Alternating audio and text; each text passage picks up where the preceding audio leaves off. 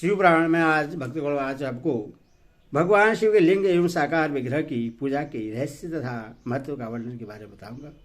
सूचिका थे सनक, जो स्वर्ण कीर्तन और मनन इन तीनों साधनों के अनुष्ठान में समर्थ न हो, वह भगवान शंकर के लिंग एवं मूर्ति की स्थापना करके नित्य उसकी पूजा करे तो संसार सागर से पार हो सकता है। वंदना वचना अथवा छल न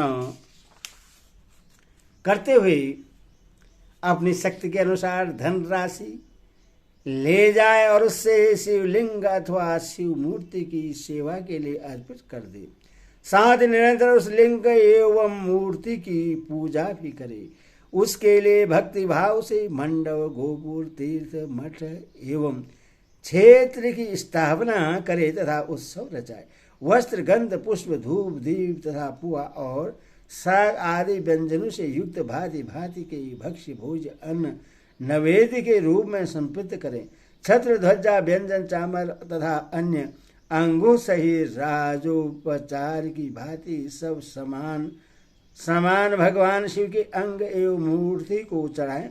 प्रत्यक्ष नमस्कार तथा यथाशक्ति जब करें। आह्वान से लेकर विसर्जन तक सारा कार्य प्रतिदिन भक्ति भाव से संपन्न करें। इस प्रकार शिवलिंग अथवा शिव मूर्ति में भगवान शंकर की पूजा करने वाला पुरुष स्वर्णादि साधनों का अनुष्ठान न करे तो भी भगवान शिव की प्रसन्नता से सिद्धि प्राप्त कर लेता है। पहले के भाव से महात्मा पुरुष लिंग तथा शिव मूर्ति की पूजा करने मात्र से भव बंधन से मुक्त हो चुके हैं। ऋषि ने पूछा, मूर्ति में ही सर्वस्व देवताओं की पूजा होती है, लिंग में नहीं। परंतु भगवान शिव की पूजा सब जगह मूर्ति में और लिंग में भी क्यों की जाती है? सूर्य ने कहा, मुनीश्वर, तुम्हारा यह प्रश्न तो बड़ा ही पवित्र और अत्यंत अद्भुत है।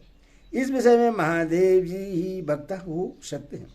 दूसरा कोई पुरुष कभी और कहीं भी इसका प्रतिपादन नहीं कर सकता। इस प्रश्न के समाधान के लिए भगवान शिव ने जो कुछ कहा है और उससे मैंने गुरुजी के मुख से जिस प्रकार सुना है उसी तरह कर्म से वर्णन करूंगा।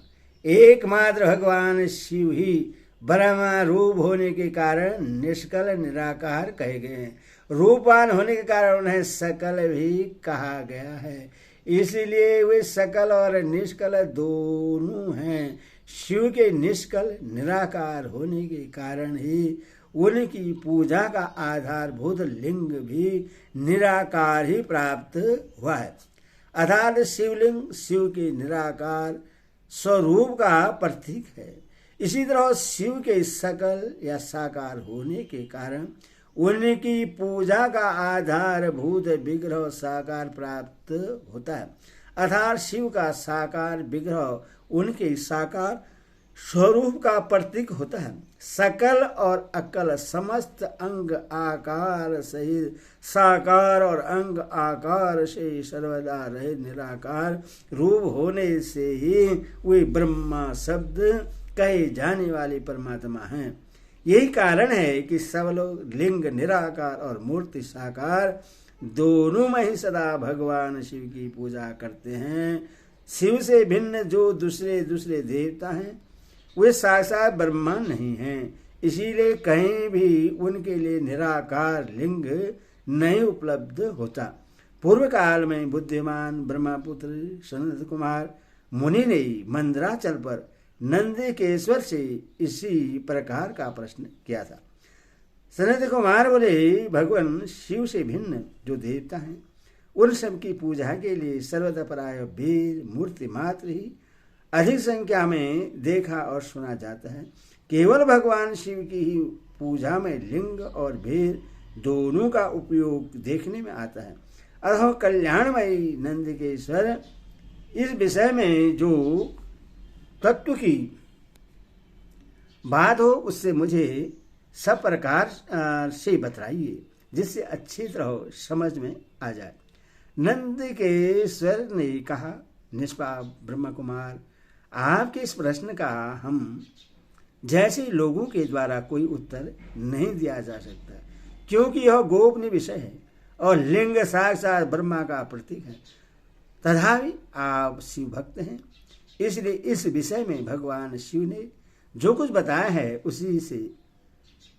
उससे ही आपके समक्ष कहता हूँ। भगवान शिव ब्रह्म स्वरूप और निष्कल निराकार हैं, इसीलिए उन्हीं की पूजा में निष्कल लिंग का उपयोग होता है। संपूर्ण वेदों का यही मत है।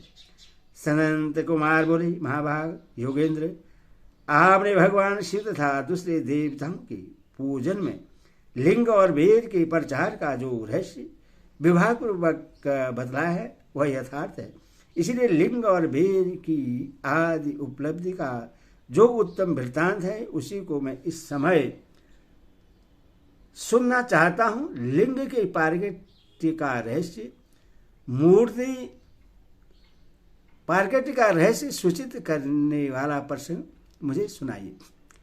इसके उत्तर में नंदी के ईश्वर ने भगवान महादेव के निष्कल स्वरूप लिंग के आविर्भाव का प्रसंग सुनाना आरंभ किया।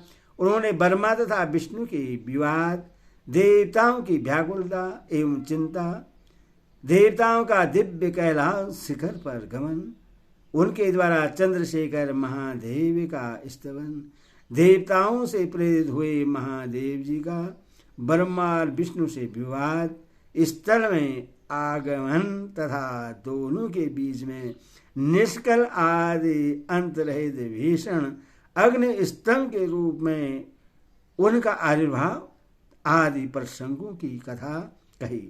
तदंतर श्री ब्रह्मा और विष्णु दोनों के द्वारा उस ज्योतिमय स्तंभ की ऊंचाई और गहराई का था लेने की चेष्टा एवं केतकी पुष्प के सांव वरदान आदि के प्रसंग भी सुनाए।